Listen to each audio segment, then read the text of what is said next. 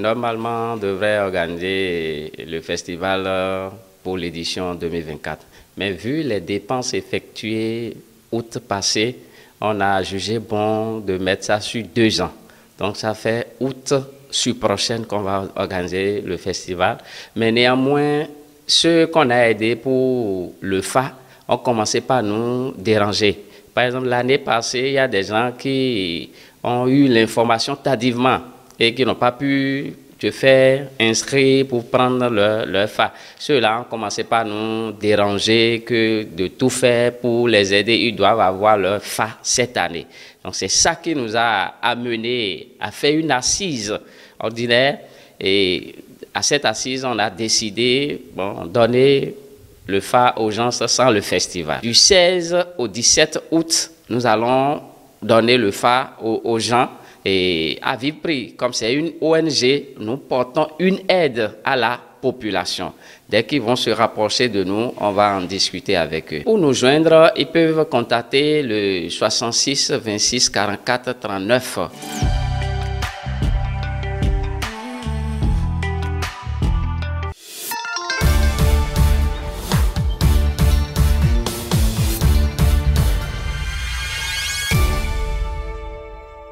Vendredi 17 mai 2024, c'est l'heure de JT Week-end sur Royal TV Bénin. Amis internautes, salut, voici le sommaire.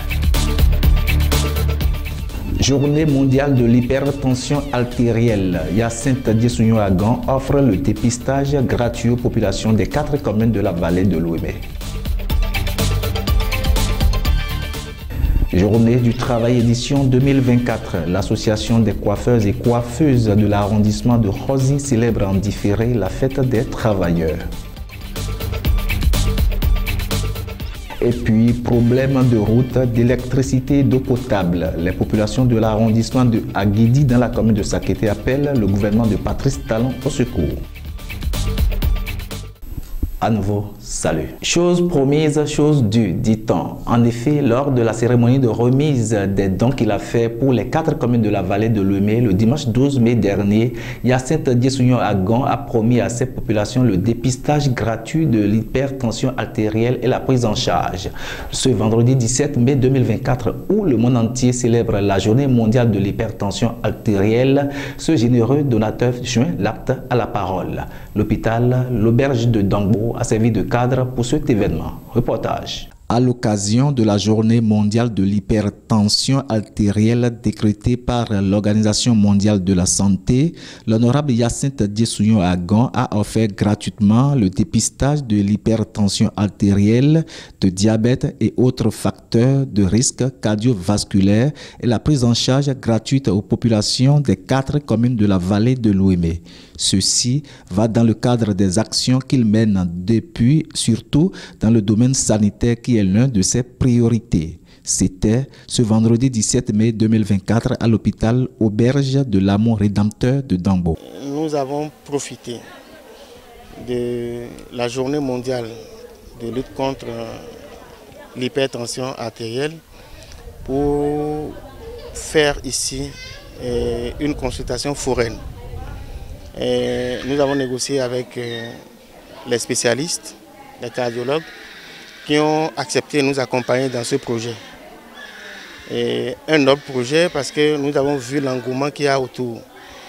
Et je ne savais pas qu'il y avait autant de cas dans la commune de Dangbo et en l'occurrence dans la vallée de l'Ouémé, puisque les gens sont venus d'un peu partout des communes pour venir se faire consulter ici. Bon, il ne s'agit pas que de la consultation foraine. Il s'agit de la consultation et de la prise en charge. Voilà. Donc, après la consultation, ça dépend des cas. Et les médecins qui sont là sur place ont une pharmacie. En même temps, nous avons payé pour une pharmacie et ils administrent aux malades les médicaments adéquats pour un temps soit peu soulager leur peine. Les médecins spécialistes en charge de ce dépistage apprécient l'événement et expliquent les risques liés à chacun de ces maux. Pour nous, c'est vraiment bénéfique et c'est une aubaine. Une consultation cardiologique, c'est beaucoup d'argent. Mais grâce à l'honorable, elle est gratuite aujourd'hui dans notre hôpital. Et il faut que les populations en profitent. Pas seulement les hypertendus. Nous voulons plus voir la population, ceux qui ne se connaissent pas hypertendus, qu'ils viennent bénéficier gratuitement de cette consultation ce jour-là pour qu'on puisse éviter les nombreuses complications liées à l'hypertension artérielle. Puisque quand il reste à faire, rien n'est fait, l'honorable Hyacinthe Djessouyon-Agon rassure d'aller très loin dans la prise en charge des cas graves qui seront recensés au cours de ces dépistages. Oui, des cas graves, les consignes sont claires et j'ai dit aux médecins que les cas graves là, qu'ils les recensent pour qu'on puisse les suivre après. Voilà. Et sinon, on n'aura rien fait. Parce que le tout ne suffit pas de consulter les gens gratuitement. C'est vrai que la consultation a un coût, mais après la consultation, quand même, il faut pouvoir aller loin. C'est-à-dire donner les médicaments essentiels, d'accord, aux patients.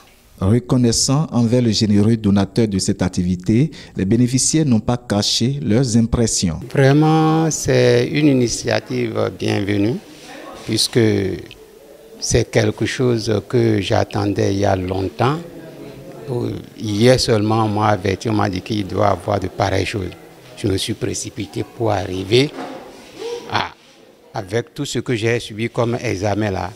Et je n'ai rien ne me gêne dans mon corps. Vraiment, je remercie beaucoup celui qui a initié ça. Que Dieu lui prête vie et qu'il ait plus de chance, plus de succès dans ces entreprises. Une très bonne initiative. Vraiment, c'est pour contribuer à la bonne santé de la population, de sa population. Vraiment, c'est vraiment une bonne initiative de la part de notre frère là. Et nous prions pour lui, pour qu'il fasse encore beaucoup de choses, d'autres choses pour sauvegarder la santé de ses parents. Il profite pour apprécier le travail abattu par les médecins au cours de ces dépistages. C'est très correct. Les soeurs là, vraiment, ils sont en train de travailler. Surtout, pour moi, mon cas particulier, ça vraiment, pour la prise de tension là, c'était une seule fois. Et j'ai réclamé ça, ils ont recommencé. Vraiment, je les apprécie beaucoup. Une chose est de promettre, mais l'autre chose est de réaliser sa promesse. Le patron de la CIPA Djessouyon est un homme de parole et très soucieux du bien-être de ses populations. Ces derniers attendent encore d'autres actions nobles de sa part. L'association des coiffeurs et coiffeuses de l'arrondissement de Rozinha a célébré en différé la journée du travail édition 2024.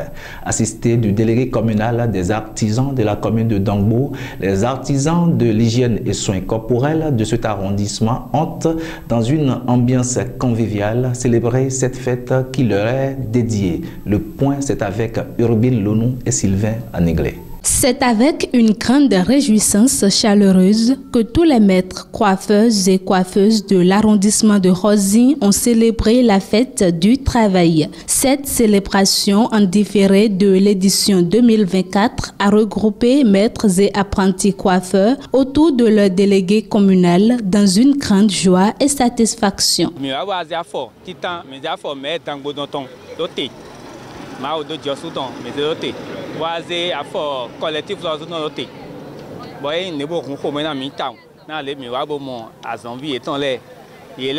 Le bon déroulement des activités lors de cette célébration fait preuve d'une bonne organisation qu'apprécient maîtres, artisans et apprentis.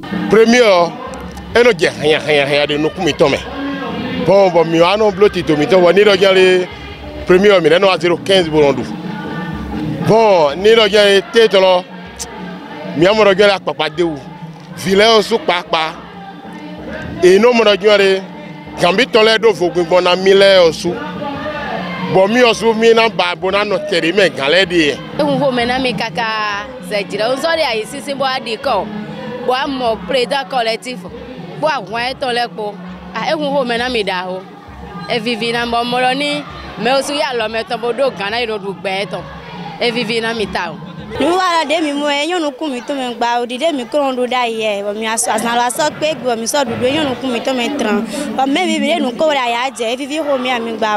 Il laisse un message à l'endroit du président du collectif des artisans de Dangbo pour une meilleure organisation des éditions à venir.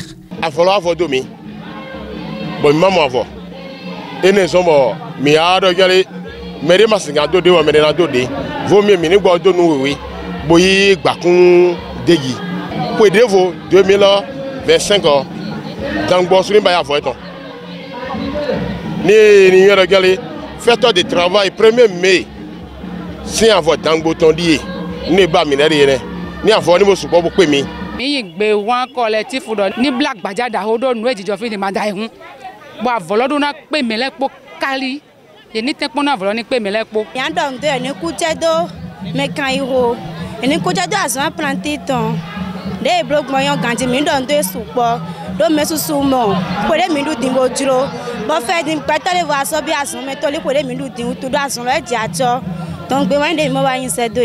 Le président du collectif des artisans de Dangbo, quant à lui, n'a pas manqué de rassurer les uns et les autres de faire preuve de prise en compte des suggestions.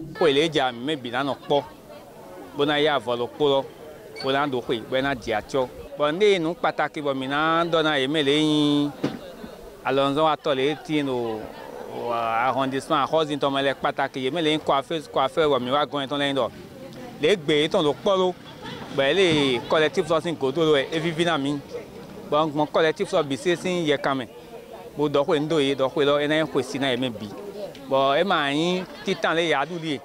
Et là le tegbe. Bon, les mines donc moins, pour les dia, mais bissé n'a pas beaucoup.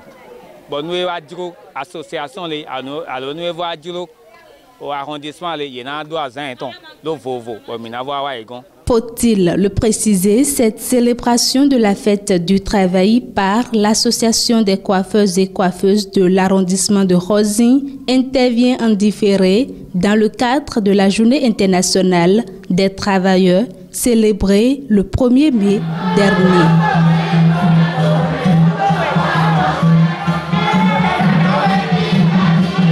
À Guidi, l'arrondissement le plus gros de la commune de Sakété serait dans les oubliettes au niveau des autorités communales au plus haut niveau. En effet, pas de route praticable, ni d'électricité, ni d'eau potable dans cet arrondissement frontalier avec le Nigeria, étant donné qu'il est une zone commerciale. Les populations lancent leur cri de cœur au gouvernement de Patrice Talon. Suivez le point. Les routes en mauvais état, manque d'eau et d'électricité, tels sont les constats faits ici à Agidi, l'arrondissement le plus vaste de la commune de Sakété. Cet arrondissement qui lie le Bénin et le Nigeria, qui bat le record en matière de l'agriculture et commerce transfrontalier, rencontre des problèmes liés à son développement depuis plusieurs années. Voyez-vous, nous souffrons beaucoup. Malgré cet espace très grand de l'arrondissement, avec sa population très pauvre, nous souffrons de 3 infrastructures, à savoir, premièrement, les routes, deuxièmement, l'électrification rurale et troisièmement, l'eau. Malgré les atouts qu'a cet arrondissement en matière de la production agricole et commerce, il reste dans les oubliettes. C'est un arrondissement désenclavé, malgré les multiples qui fait le grenier dans le domaine agricole. On produit d'énormes spéculations dans Agidi aujourd'hui. Quand on prend le palmier à huile, aujourd'hui, Agidi bat le record. Pour son évolution, les autorités de ce cadre de vie font des doléances et lancent des appels auprès du gouvernement. Si on peut réhabiliter tous ces bas-fonds, Sakété sera une commune productrice de riz qui bat tout le monde. Je tire chapeau à Malanville. Parce que nous, nos bas-fonds, on peut produire du riz 3 fois dans l'année. Il suffit de mettre un peu de moyens. au niveau de ces bas-fonds pour développer cette culture aujourd'hui. Le président de la diaspora gabonaise, Grégoire Djokbenou, remercie les autorités pour le travail abattu dans cet arrondissement et appelle toute la population de la commune de Sakété à la solidarité. Précisons que cet arrondissement reste le seul de la commune de Ita-Okété qui n'a bénéficié d'électricité ni de l'eau dans cette commune. À l'international, des dizaines de manifestants pro-israéliens se sont rassemblés ce vendredi devant la Cour internationale de justice alors qu'Israël se défendait contre la demande de l'Afrique du Sud de cesser son action militaire à Gaza. Des dizaines de manifestants pro-israéliens se sont rassemblés vendredi devant la Cour internationale de justice à La Haye. Ce vendredi, Israël répondait aux accusations de génocide portées par l'Afrique du Sud devant le principal organe judiciaire de l'Organisation des Nations Unies. Franchement, qui a le droit de dire à un pays défenseur ce qu'il est censé faire dans l'effort militaire? Dans un conflit, la clarté et la gentillesse n'existent tout simplement pas. Toute guerre dans l'histoire de l'humanité a été horrible et épouvantable. Cela ne veut pas dire que c'est une bonne chose à faire, mais c'est la réalité de la guerre. Ils savent que ce qui se passe là-bas n'est pas un génocide, mais qu'Israël fait de son mieux pour récupérer ses otages et mettre fin à la guerre avec le Hamas, parce que c'est leur problème. Israël n'est pas contre les Palestiniens. Ils sont contre le Hamas qui fait des choses terribles et qui a fait des choses terribles le 7 octobre. L'Afrique du Sud a soumis 4 demandes à la CIJ pour enquêter sur Israël. Selon la dernière demande, le pays affirme que l'incursion militaire israélienne à Rafah menace la survie même des Palestiniens à Gaza. C'est la fin de cette édition que nous vous remercions d'avoir suivi. Recevez Urbin Lonou le lundi pour les informations d'ici et d'ailleurs. D'ici là, portez-vous bien et surtout, bon week-end à chacun et à tous.